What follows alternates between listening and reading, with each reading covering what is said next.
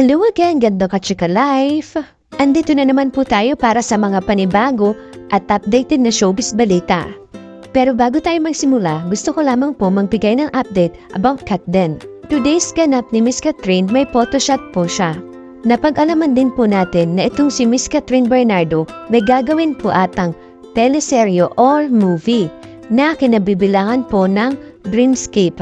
Tanong nga po ng mga netizen, Catherine Bernardo magbabalik Dreamscape nga ba? Catherine Bernardo muling gagawa nga ba ng proyekto sa Dreamscape Entertainment makalipas ang 15 taon? Kasi nga po, napansin nga po ng mga netizen yung larawan po ni Miss Catherine Bernardo sa screen na ginanap ng Creative Summit ng Dreamscape Entertainment. Tandaan nga po na bigyan ng big break si Miss Catherine ng Dreamscape matapos bumida sa remake na Mara Clara noong 2010. We hope nga po na totoo nga po na magkaroon po ng teleserye si Miss Catherine kasi ang tagal na nga rin po na hindi po gumagawa si Miss Catherine Bernardo ng teleserye. Kaya ito, isa sa mga pinapanalangin po natin na mga Katden fans, Miss Catherine Bernardo fans na ulit na si Miss Catherine Bernardo ng teleserye. Dala, si Mr. Alden Richard present po siya sa McDonald's Philippines First Quarter LSM Neven Meeting Scanning Excellent 2025. Maraming netizen ang nagtaas ng kilay or most na sabihin natin maraming basher na naman ang mga nagsitaas ang mga kilay.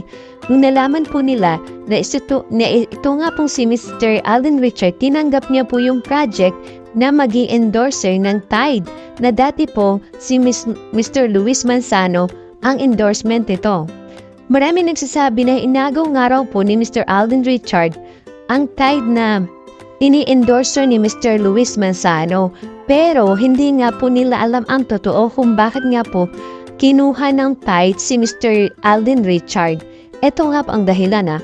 Si Mr. Luis Manzano kasi ay tumatakbo nga po sa politiko, Vice Governor, kaya hindi na po siya pwedeng tumanggap ng kahit na anong endorser kasi nga bawal po na pangangampanya, kaya po pinagbabawal po lahat ng mga artista na tumatakbo sa politiko na hindi na po sila pwedeng lumabas sa telebisyon. Po dun sa mga makikitid ang utak dun sa mga basher ni Mr. Alden Richard, wala pong inagaw si Mr. Alden Richard. Mismo ang Tide po ang kumuha kay Mr.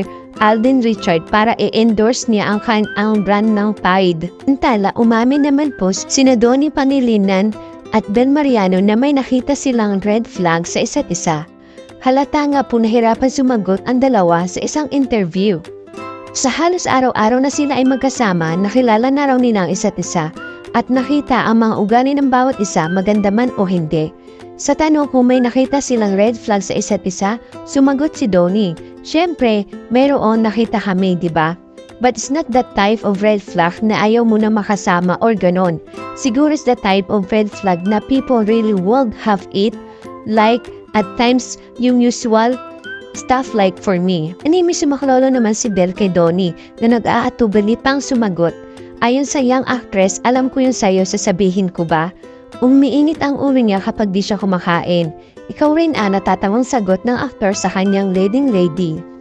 Kumarap nga po sina Donnie at Belle sa media at vlogger sa MediaCon on how to spot a red flag na ginanap nitong January 21, 2025.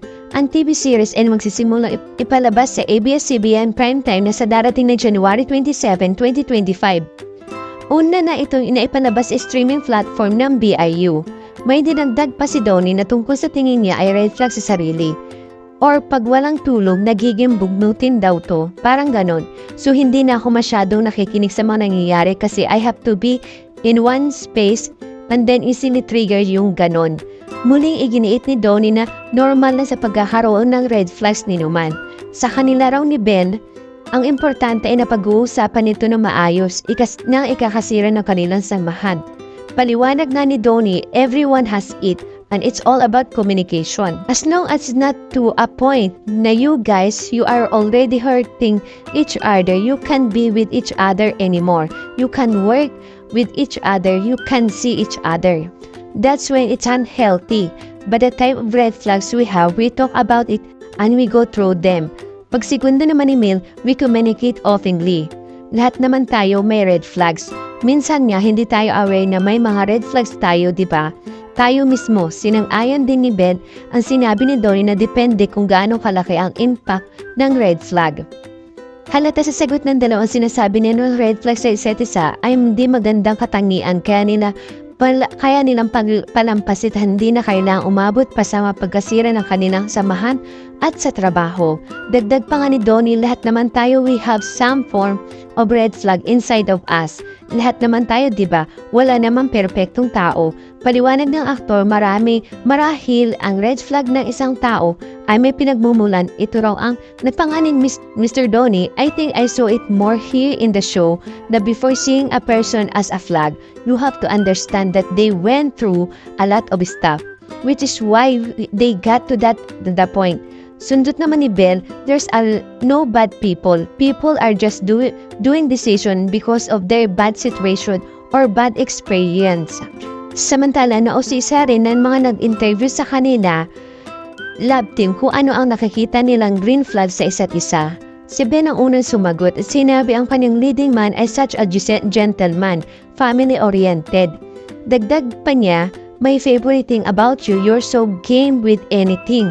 Kasama si Donnie, maraming bagay raw na natututunan si Belle na mga bagong bagay tulad ng billiards at surfing na kailangan sa paggawa nila ng project.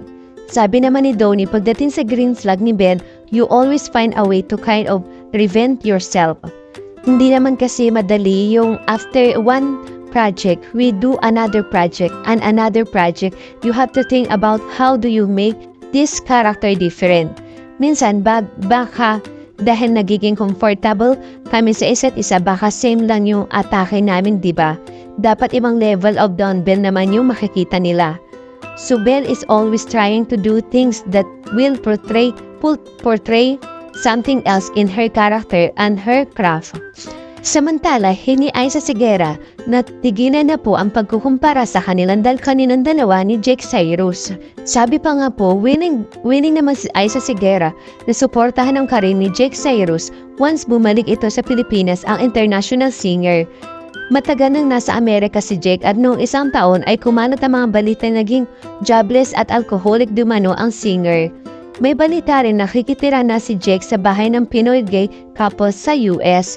Pero kung pagbabasyan ang latest Instagram ni Jake, makikita masaya siya ngayon sa pilay ng bago niyang girlfriend na si Chesa Laureta. At nga po ni Miss Aiza Segura sa isang interview, well, ako kasi, I've been there in a very bad place for a time. My wife knows that. Siguro ang sinerte ko lang, may mga tao na nasa paligid ko na talagang may malasakit at may pagmamahal. So ako, that's my wish for him. Na he will find his wife na who will support him, love him, and he will show him love and acceptance. Kasi I think that's a very important for a person. Yun, no matter who you are, no matter what do you do, alam mo na okay ka lang na mag-fail ka because alam mo may sasalo sa'yo. And I got so lucky. So I hope he has that. Aminado nga si Aiza Segura na nagkaroon ng malaking pagbabago sa buhay niya dahil sa asawang si Lisa Dino. Malaking bagay yung partner mo kasi yung partner mo ang magsasabi sa iyo ng totoo.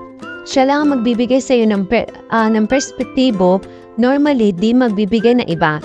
Kung yung ibang tao, hindi nila magbibigay sa iyo kasi gusto nila yung approval mo lang ang makuha nila. Yung partner mo, siya ang makakapagsabi sa iyo ng totoo. Samantala, hiniling naman ni Aiza na sana ay tigilan na ang pagkukumpara sa kanila ni Jake.